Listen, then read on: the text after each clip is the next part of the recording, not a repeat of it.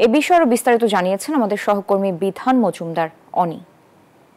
আছে জোরজার মুলুকদার, তার প্রতিফলন কিন্তু আমরা দেখতে পাচ্ছি একটি ফসলি জমিতে, যেখানে কিনা কৃষকরা ঘেরের জন্য জমি না দেওয়ায় তাদের যে ফসলি জমি রয়েছে সেই ফসলি জমির ফসল কিন্তু কীটনাশক দিয়ে নষ্ট করে দিয়েছে। এই ঘটনাটা কিন্তু শরীয়তপুরের।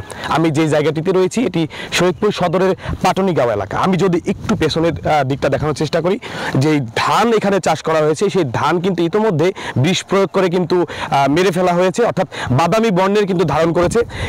আমরা কিন্তু স্থানীয়দের সাথে কথা বলেছি, যারা ভুক্তভোগী কৃষক রয়েছে তাদের সাথেও কথা বলেছি।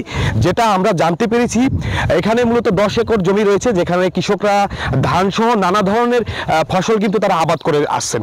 সম্প্রতি এই জায়গাটির উপর দৃষ্টি পড়েছে এক প্রভাবশালী মহল, যার নাম রক্ষণ সর্দার। তিনি সহ তার বেশ কয়েকজন সহযোগী এই জায়গাটিতে ঘের করা শুরু করে। পরবর্তীতে যারা জমি না দিয়েছে, তাদের যে ফসলি জমি ছিল সেগুলো নষ্ট করার উদ্দেশ্যে এখানে বিষ প্রয়োগ করা হয়েছে এবং কি এগুলো নষ্ট করে দেওয়া হয়েছে। সেক্ষেত্রে এখানকার যে ভুক্তভোগীরা তারা কিন্তু বিষয়টি বিভিন্ন আইন শৃঙ্খলা রক্ষাকারী বাহিনীকে জানিয়েছে।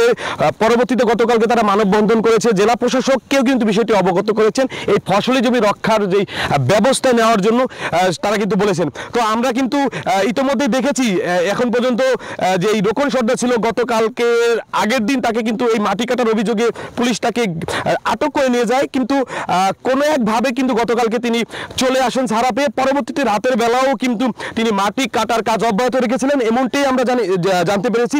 তো পরবর্তীতে তারা স্থানীয় যারা রয়েছে তারা আইন শৃঙ্খলা রক্ষাকারী বাহিনীকে জানালে তারা কিন্তু এখানে ছুটে আসলে তারা কিন্তু তৎক্ষণাৎভাবে পালিয়ে যায়, মূলত যারা দুষ্কৃতিকারী ছিল। তো আমরা দেখতে পাচ্ছি এখানে এক কৃষক বা তার স্ত্রী রয়েছেন। আমরা একটু জানতে চাই আসলে ঘটনাটি তাদের সাথে কি ঘটেছে এবং কি এখনো কি ঘটনা চলমান রয়েছে, জানতে চাই আসলে ঘটনাটি কি হয়েছিল। স্যার আমরা তখন আইসে পুষ্কিনি কাটতে আমরা তখন দেয়নি, আমরা কইছি না আমরা ধান খুরুম, আমরা ধান খাইমো, আমরা কৃষক, আমরা কি করে বাঁচু।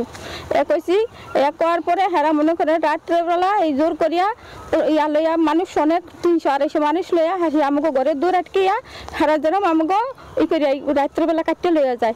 আমরা অনেক তাদের বিরুদ্ধে দৃষ্টান্তমূলক ব্যবস্থা নেবেন এমনটাই কিন্তু আশ্বাস দিয়েছেন। তো এই ছিল শরীয়তপুর থেকে সর্বশেষ।